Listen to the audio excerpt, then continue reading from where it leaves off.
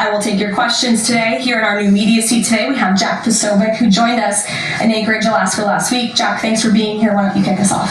Karoline, thanks so much. So a couple of questions regarding the status of these peace talks. Obviously, we saw the President and President Putin there in Anchorage. We saw the world leaders here yesterday with this summit. We've heard phrases like coalition of the willing. We've also heard Article 5-like guarantees.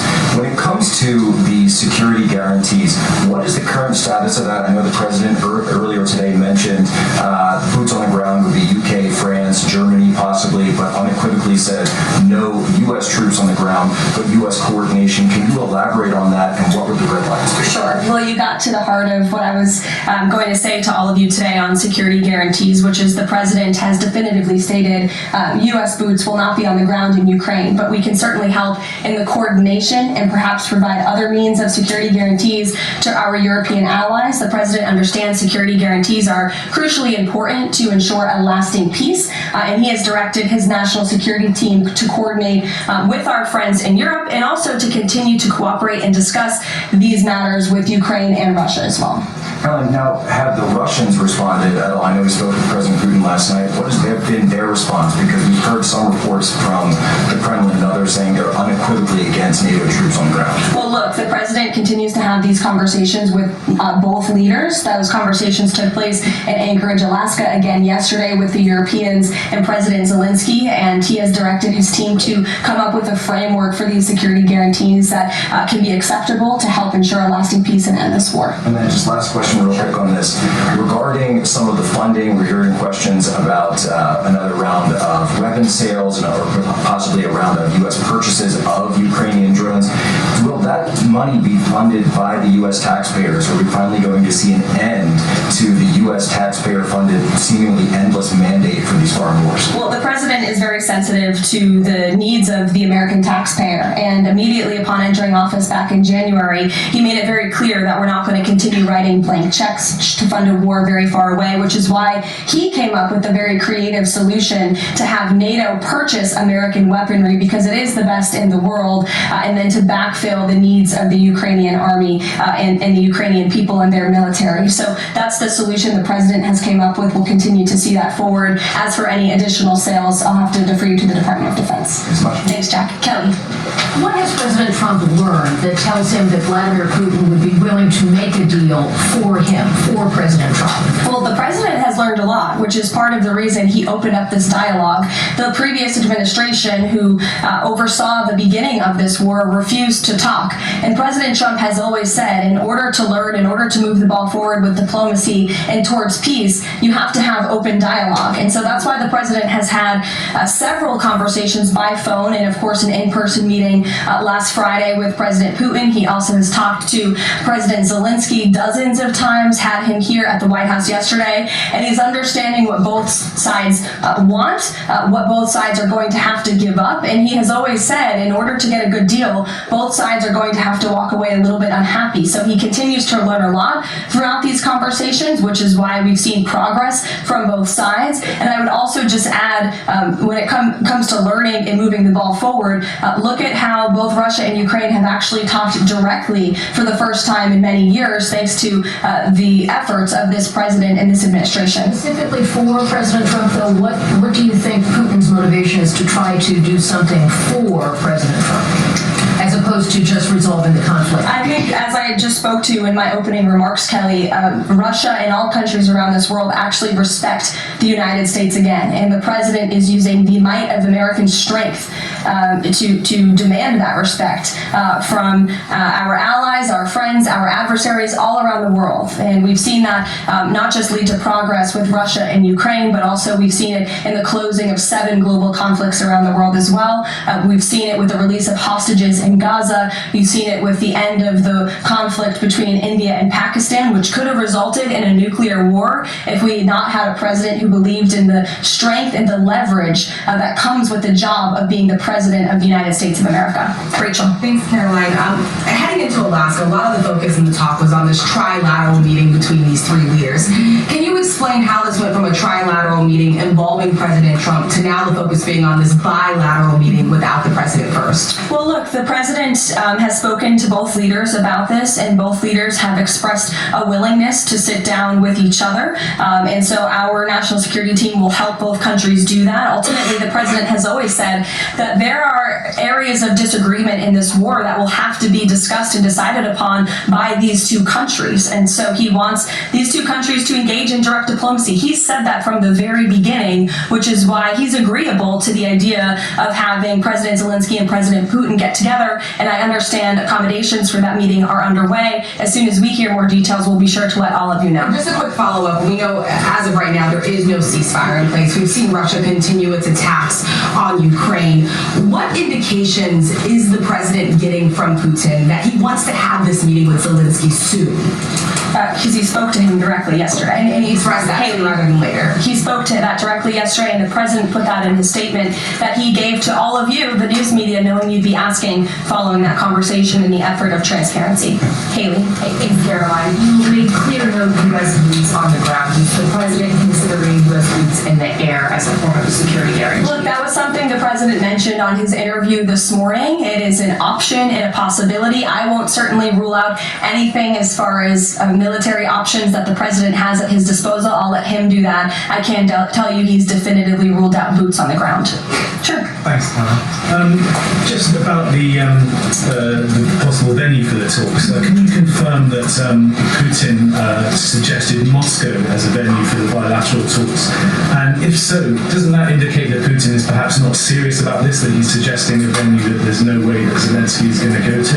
Look, I'm not going to litigate the private conversations between the president and President Putin, aside from what the president himself has already spoken on, but I can tell you there are many options that are being discussed by our national security team right now with both parties. Can you give us an indication of where? I just told you we'll provide you details as soon as we can. Thank you for trying, though. Libby. Thank you, Caroline. I wanted to ask about the National Guard troops. How is the White House coordinating with how they're being placed in D.C. or areas?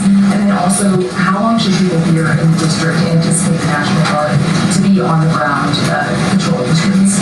I don't have a timeline for you, Libby, but we will keep you posted on that. I think the president, as you know, and this administration, he came to this briefing room with members of his cabinet to lay out the rationale and the reasoning for federalizing the National Guard here in Washington, D.C., and for our work with the Metropolitan Police Department to make our district safer.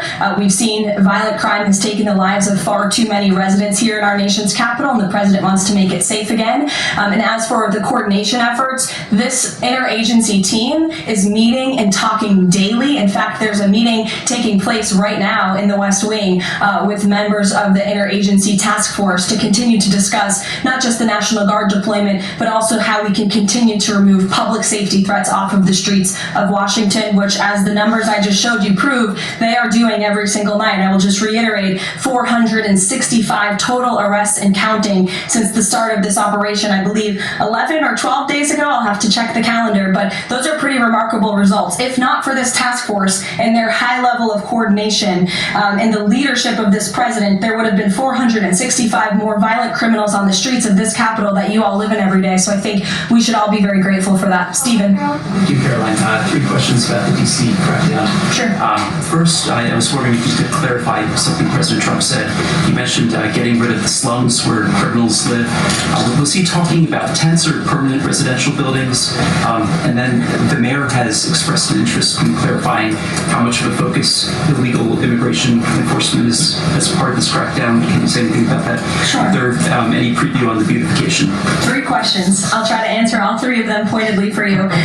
First, when it comes to what you said and the president said, the slums of Washington, D.C., he's referring to the most dangerous communities, neighborhoods, and streets in this city where, unfortunately, violence has ravaged these communities and taken the lives of, again, far too many law-abiding D.C. residents. We know on July 5th of this year, just more than a month ago, a 3-year-old beautiful young girl was shot and killed in her car with her family in one of these communities, which is why there has been a surge, despite what many of you have been falsely reporting. And I believe it was the Washington Post who put out a map claiming it to be fact-based when it was just based on, I don't know, accounts that they've heard on the street, not actual statistics and data. So we went and reconfigured the numbers, and as I said, nearly half of all the non-illegal alien-related arrests have occurred in wards 7 and 8 in the District of Columbia, where we know, there's the highest rate of crime. So we'll continue to do that. And what was your second question, Stephen? Legal immigration, how much of a focus that is? Yeah, look, I mean, the focus is to make DC safe and beautiful and to remove public safety threats and violent criminals from our streets.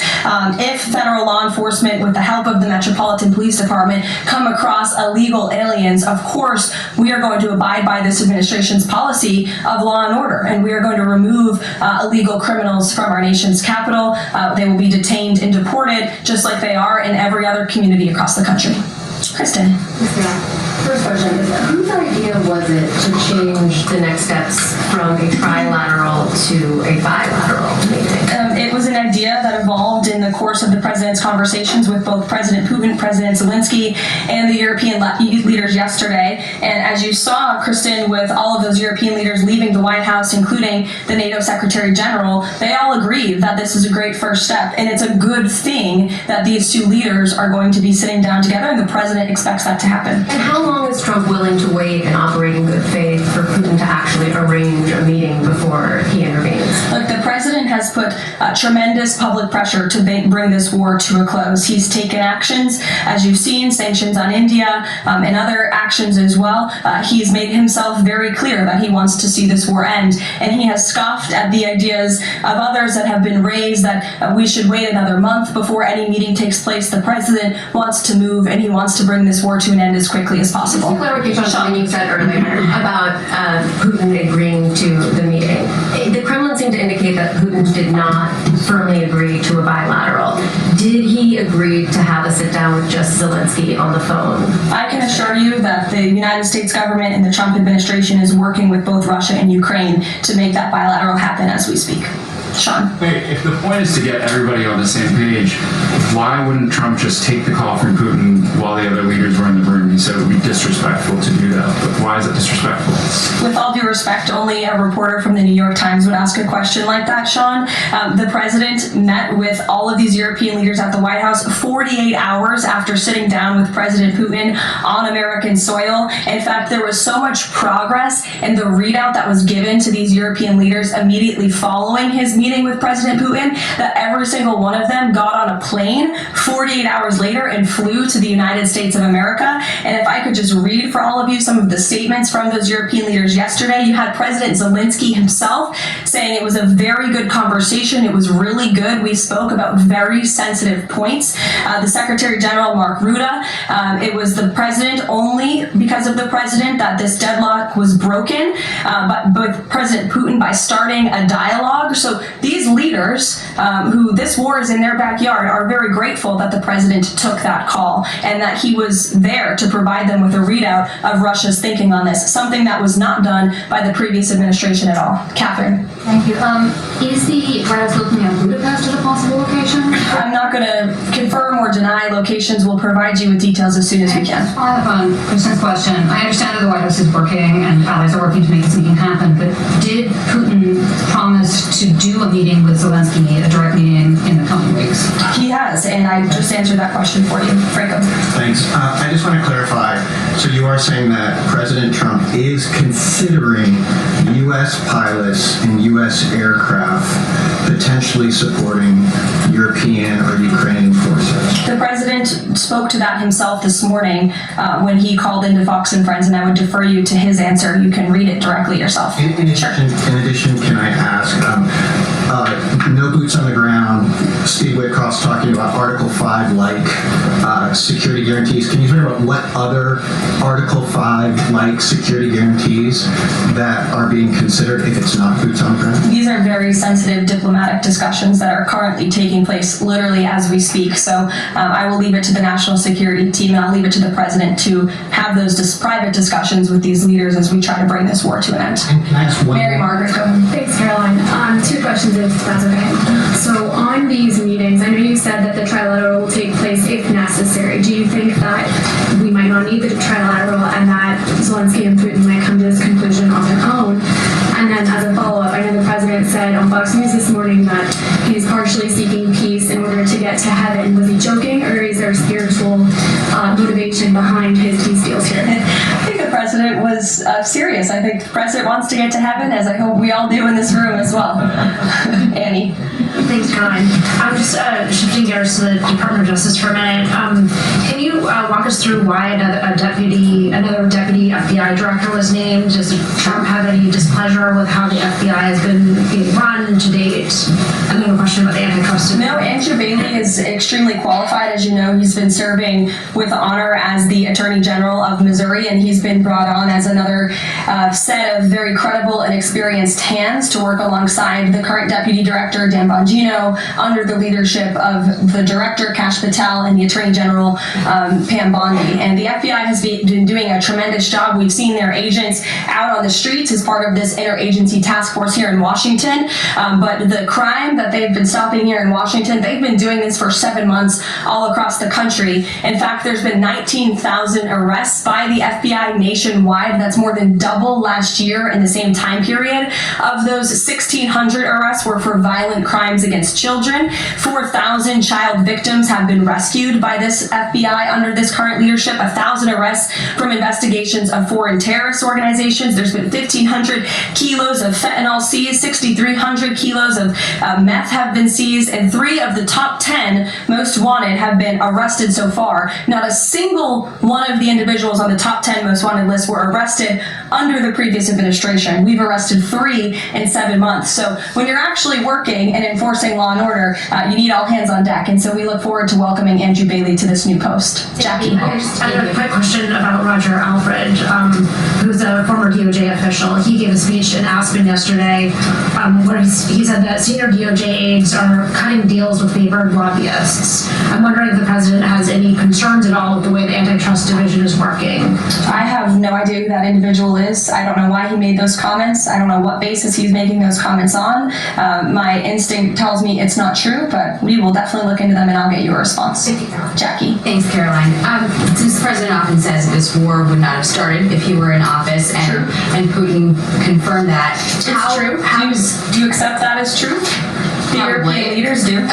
Well, and President Putin himself said that, by the way. He did say that. The question I have, though, is what is the president going to do to ensure that these security guarantees last beyond him into the time when he is no longer president? And does that have to involve Congress at all? Well, he understands the need for that, which he spoke to yesterday. And what's he going to do? It's why he's engaging in so many talks and so many conversations with both sides of this war with our European allies. It's why on the way home from Anchorage, Alaska, very late at night, when I know many of you on the press plane were sleeping and many staff were sleeping, the president himself was still awake at 2 o'clock in the morning talking to European leaders and NATO about how we can ensure a lasting peace and bring this conflict to an end. He has expended an incredible amount of time, energy, and effort into bringing this war to an end, and he remains determined to do that. Also, can I ask you about the Thank you, Caroline. DC crime? Sure, Jake, and then to your right. Thank you, Caroline. Which of the half dozen peace deals that the president's pulled off would you say he's the most proud of? And then I have another question. That's a good question, Jake. I'll leave that to the president to answer. I think he's proud of all of the peace deals that he's been able to achieve. You saw the president of Armenia and the head of Azerbaijan both at the White House just a couple of weeks ago. The president, I know, very much enjoyed spending time with them and helping to bring that conflict to an end. He very much enjoyed his time with leaders of Rwanda and the Democratic Republic of the Congo in the Oval Office, talking to them about bringing that decades-long war to an end. India and Pakistan. He used trade in a very powerful way as leverage to bring that conflict to an end. So I know he's very proud of all of these achievements, and I know he's very honored to serve as the President of the United States and to restore peace around this world. Go ahead. So you mentioned Armenia and Azerbaijan. That's a conflict that, I spent time in the Southern Caucasus covering that. And, a conflict of over 30 years, and he resolved it in just a couple of months. Are there other conflicts that the president's working on right now that are off the radar screen that we should be tracking? In fact, there are many. The State Department is always working around the clock under the leadership of Secretary Rubio and keeping the president apprised of conflicts that are bubbling up all over the world. But of course, as you all know, as we've talked a lot about in this briefing, he's spending a lot of time right now on ending this war in Russia-Ukraine, and of course the conflict in Israel and Gaza, which he wants to see come to a close as well. Sure, go ahead. So the president said that he's starting a movement to eliminate mail-in voting, but states administer elections, not federal authorities. So can you provide any more details about how the White House plans to eliminate that? The White House continues to work on this, and when Congress comes back to Washington, I'm sure there will be many discussions with our friends on Capitol Hill and also our friends in state legislatures across the country to ensure that we're protecting the integrity of the vote for the American people. And I think Republicans generally and the president generally wants to make it easier for Americans to vote and harder for people to cheat in our elections. And it's quite mind-boggling that the Democrat Party could stand in opposition to common sense. He wants to ensure election integrity. There were great efforts that were made in 2024. I won't get ahead of myself for Hatch Act reasons to get ahead for the next election, but I can assure you this is a priority for the president. Go ahead. If I can just follow up on your comments about Gaza. There was a ceasefire proposal put forward by both Qatar and Egypt. Hamas accepted it on Monday. Israel has yet to officially weigh in. I'm wondering if the U.S. was at all involved in it, if it's supportive of it, and whether or not the president believes Israel should accept it. I don't think it's a coincidence that Hamas accepted this proposal after the President of the United States posted a very strong statement about this conflict on Truth Social yesterday. I would refer you back to that statement. As for this proposal that Hamas has now accepted, the United States continues to discuss it, and I'll let the President weigh in on it definitively. You're welcome. Sure. Caroline, can you describe the president's perspective on taking a stake in Intel in exchange for federal grants? And is this are we expecting to see the White House make similar arrangements with other semiconductor companies and manufacturing companies? Well, the president, he's been very clear about the need to reshore manufacturing that's critical to our national and economic security. That is especially in regards to chips and semiconductors, which is why the president has initiated the Commerce Department to conduct a study on semiconductors, a Section 232 investigation, so we can ultimately implement tariffs. And it's why our export license requirements remain in place as well. As for this 10% government state deal, the Department of Commerce continues to work on it. I know Secretary Lutnick is working on it and ironing out the details, but the president wants to put America's needs first, both from a national security and economic perspective. And it's a creative idea that has never been done before to ensure that we're both reshoring these critical supply chains while also gaining something of it for the American taxpayer. You're welcome. Emily. Thanks, Caroline. I wanted to ask about the 3 U.S. warships that are being sent to Venezuela, and there's 4,000 Marines on board. Are you looking at possibility of boots on the ground there? What I will say with respect to Venezuela, President Trump has been very clear and consistent. He's prepared to use every element of American power to stop drugs from flooding into our country and to bring those responsible to justice. The Maduro regime is not the legitimate government of Venezuela. It is a narco-terror cartel. And Maduro, it is the view of this administration, is not a legitimate president. He is a fugitive head of this cartel who has been indicted in the United States for trafficking drugs into the country. And with that, I will leave you all, and we will see you later, if not tomorrow. And I look forward to taking more of your questions. Thank you. Thanks, Caroline. Thank you.